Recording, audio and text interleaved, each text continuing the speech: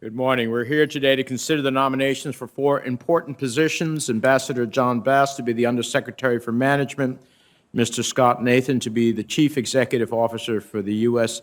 International Development Finance Corporation, Ambassador Mark Brzezinski to be the Ambassador to Poland, and Mr. Michael Adler to be the Ambassador to Belgium.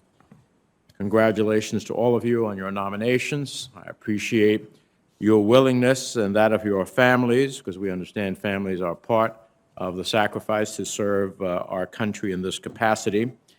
Before I start any comments, I understand that our colleague from Virginia, from the great Commonwealth of Virginia, the former governor of Virginia, Senator Warner, is here to introduce Mr. Nathan. Senator Warner. Thank you, Mr. Chairman. Appreciate that recognition, and to you and Ranking Member Risch and members of the committee, thank you for giving me the opportunity to make an introduction. I know Ambassador Bass a bit, but I know Mark Brzezinski and Ambassador Brzezinski and Michael Adler very well. You've got an extraordinary panel in front of you today. But we all get called upon sometimes to do these introductions. But today is something that is very special to me because I get the chance to introduce and present to the committee somebody who's a close friend, trusted confidant, and somebody I know who is going to be an excellent choice to lead the U.S. International Development Finance Corporation, my friend Scott Nathan. I've known Scott for more than 15 years. I first got to know him in my waning days, as you mentioned, when I still had a real job, governor. And Scott was introduced to me initially as a like-minded advisor on security issues, having come up in the business world and then transitioned to the public sector. Scott, I think, and I say this particularly to my friends on the Republican side, brings a very pragmatic outside perspective to the issues of economic diplomacy, trade policy, emerging markets, and international development. Over the years, I've come to appreciate Scott's wisdom and expertise, and I can tell you he is practical, collaborative, and very independent-minded. But I've also got to know him as a friend. I don't want to steal his thunder, but he's got his wife, Laura, and his two kids, Asher and Leah, behind him. I've got to know them, frankly, since they've been born, but I've seen him and his family on the personal side, and these are good people. My message to you today is I think the DFC is an incredible, valuable tool. Senator Risch and I serve on the Intelligence Committee together, and we know the challenges our nation faces as we compete with China and other adversaries in terms of economic development. I think in Scott, you're going to find somebody who is uniquely suited for this job. He comes here with both law and business degrees in hand. He had an extraordinarily impressive career in the private sector for almost 2 decades. He worked in the investment business, becoming a very prominent partner at a major fund, where he also served as a role of risk management, something I think, again, that's terribly important in this new role at the DFC.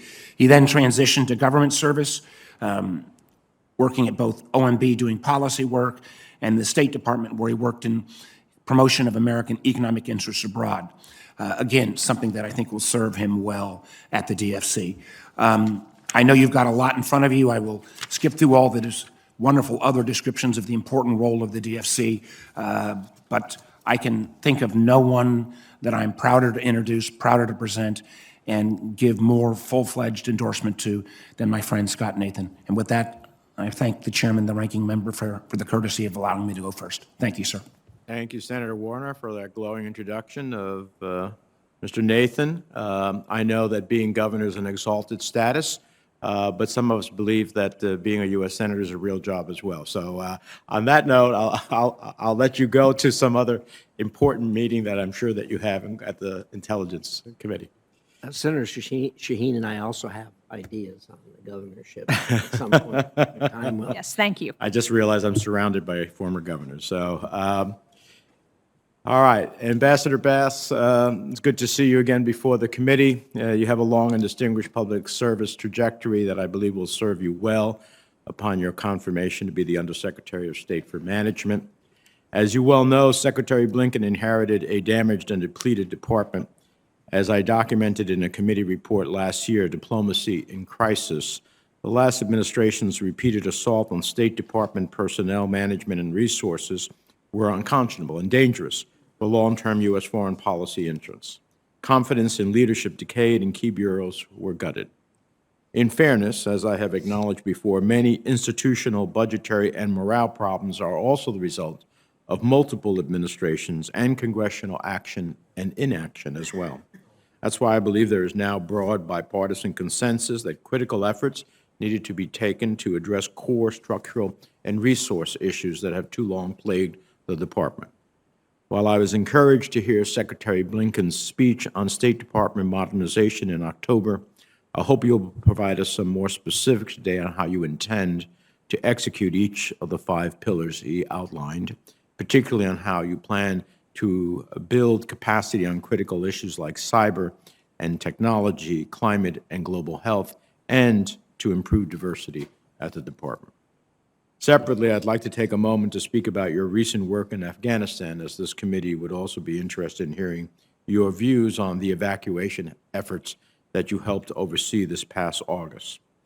While the State Department performed heroically in that effort, the fact of the matter is that the Department and the United States never should have been in the position where that sort of desperate heroism was necessary. To my mind, and this is directly relevant to the job that you have been nominated for, it speaks to serious shortcomings in the Department's planning and contingency response capacity. I recognize that today's hearing isn't a postmortem on Afghanistan, but I am interested in what lessons you learned from this experience and how you'll apply those lessons as the Deputy for Management, if confirmed. Mr. Nathan, congratulations on your nomination. I appreciate your visit with me yesterday. If confirmed, you'll be leading an agency that is without question an important new asset for advancing U.S. economic competitiveness in the global economy, alleviating poverty and improving opportunity, growth, and stability in countries, all of which are incredibly important U.S. foreign policy objectives. However, during the DFC's brief history, there have been many questions raised, from the decision to grant authorities to the DFC to pursue domestic deals under the Defense Production Act, to the series of projects in upper middle-income countries, to overpromising on prospective investments. There's a need for a cultural reset at the DFC.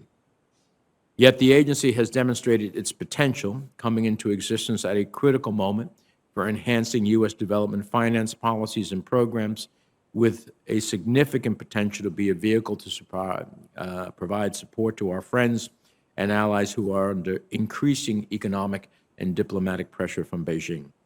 I look forward to hearing your vision for ensuring the DFC fulfilling the BUILD Act's mandate to pursue projects that advance clear development outcomes while also taking strategic approaches for advancing U.S. foreign policy objectives.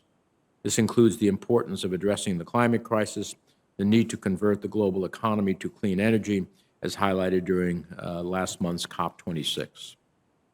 Ambassador Brzezinski, welcome back to the Senate Foreign Relations Committee. Your nomination comes at a critical time for Poland, and I must note the United States' steadfast commitment to Poland's security.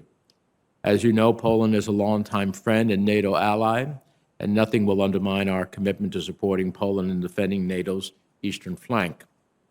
The illegitimate Lukashenko's regime use of migrants and hybrid tactics at Poland's border is unacceptable and inhumane.